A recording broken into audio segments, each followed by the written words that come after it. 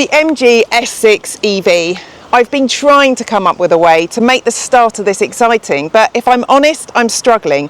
It's not because it's a bad car, far from it. It's just another Chinese EV, and well, they're all the same really, aren't they? They're just a bit boring and there's nothing that sets them apart. I suppose it just comes down to how much it is. Prices start from £37,995 for the SE long range, which is strong value for money if your priorities are space, equipment and range per pound rather than badge prestige or cutting edge charging tech. So let's start off with why it gives excellent value. It's a big SUV for the money, undercutting many similarly sized rivals. The aforementioned long range boasts up to 329 miles. Even the performance focus model achieves an impressive 301 miles. In real life, however, owners report between 250 to 280 miles of usable range, which was roughly what we were getting over our week with it. It is unbelievably spacious thanks to ultra-thin battery technology and MG's modular scalable platform. You can easily fit 5 lanky adults in here, and my 5-year-old can stand up in the back and still have loads of headroom.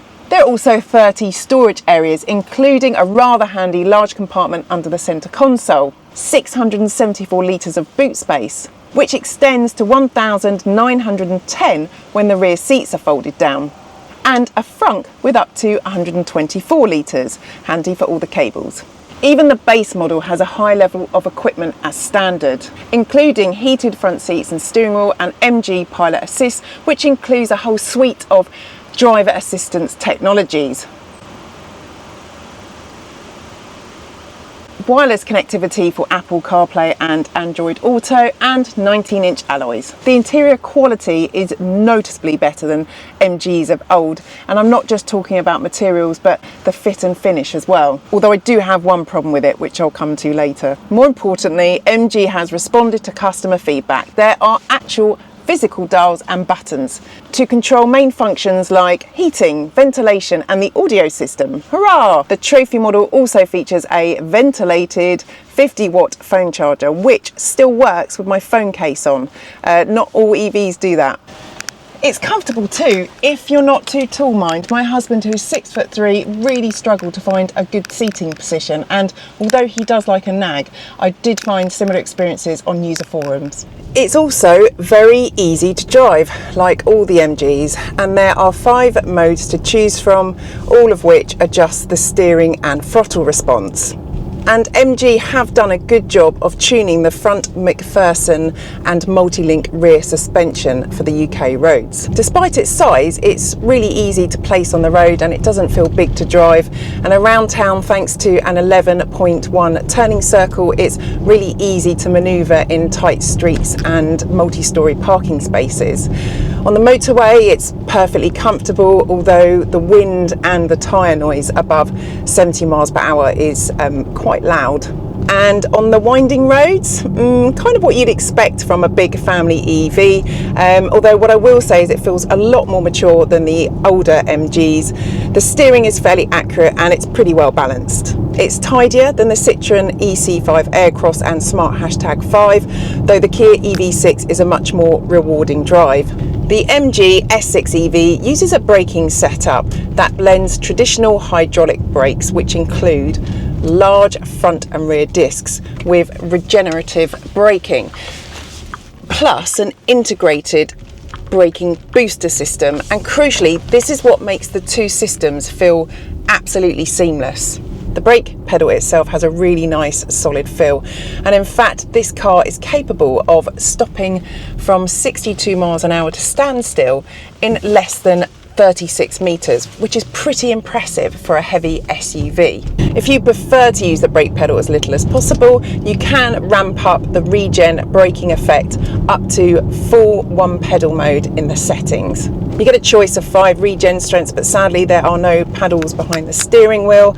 Instead, if you like to switch between them, depending on where you're driving, you can cycle through them using the star button here, whilst the other one here can do, for example, different drive modes. So you don't have to dive into the screen each time.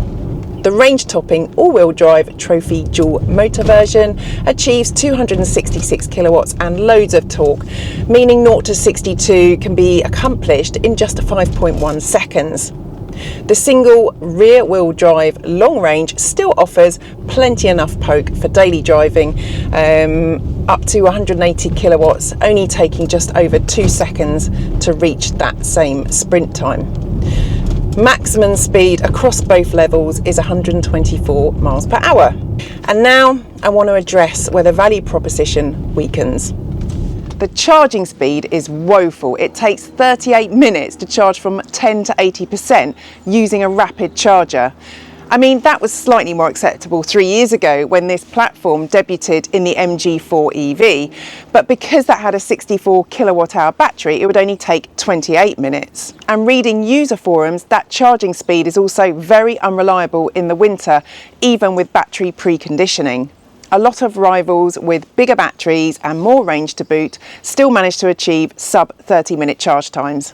The top trim Volkswagen ID4 and ID5, for example, which the MG is directly targeting with this car, has a 77 kilowatt hour and 79 kilowatt hour battery respectively, lending it a combined range of 325 and 352 miles, and both have a charging time of 29 minutes. Next, software and driver assist annoyances. Like most Chinese EVs, you'll probably want to turn off most of the so-called safety assist features so that it doesn't beep or bong at you every 5 minutes, phantom brake or steer. Apparently the MG4 EV system was so trigger happy that the Consumers Association got involved. Things have improved a lot since then, thankfully, but sadly my time in the MGS6 EV wasn't entirely free of false positives. Whilst my husband was driving it, for example, a lot of the MG pilot systems had failed. And the lane warning on bendy roads, don't even get me started. Fortunately, you can just hit the ADAS menu, turn off what you don't want, and then long press a customization button to save that configuration. Next time you start up, just swipe down from the home screen, tap custom, confirm, and you're all sorted. Common issues across user forums include, to name a few, glitchy powered tailgates, intermittent mirror folding, and unstable dealer-installed updates causing regression faults like dropped cruise control. I'd love to hear from owners of this car if you've experienced something similar. Please drop a line in the comments. Back-end server updates have caused operational infotainment issues with this model too, meaning owners have had to carry out a hard factory reset. And then you come to drive it at night, and if you have your infotainment screen and driver's display looking like this, you'll be suddenly blinded, and it is downright dangerous. Now, upon further investigation, I did have to Google it. It turns out that whilst the brightness automatically adjusts, the background colour doesn't. So you need to swipe left, go into settings, and change the system theme from light to dark, which seems the best compromise for most users looking at forums for the day and for the night. However, this then means if you use the built-in sat-nav system, you can't see a single thing. I mean, come on MG, this is like a really simple thing to get right. See, it's all black. Black, black. Who remembers that? Next, it's not quite cheap anymore. For several years, MG has been the leading name for affordable EVs, helping the brand to surpass 100,000 electric vehicle sales in the UK alone. However, with each new release inspired by the Cyberster sports car, MG has steadily moved further up market. The MGS6 EV continues that evolution, following on from the MGS5 EV, only it is larger and more refined. While it delivers improvements in quality, it also comes with a higher price tag, raising the question of whether MG is beginning to lose its reputation for outstanding value, especially with rivals such as the JQ E5 snapping at its heels. Still, whilst it's not bargain basement MG of old, it does represent good value, and as a flexible all-round family car, it's well worth considering. And while we're on the subject of money, my last point is uncertain residual values. MG depreciation can be heavier than established European brands, although used buyers will obviously benefit from that. Now, one last gripe, and this is very personal. I really don't like these beige fake leather and suede seats. It looks like it's straight out of the 70s. Maybe that's what MG were going for, but it's the worst colour and fabric combination you could have with kids.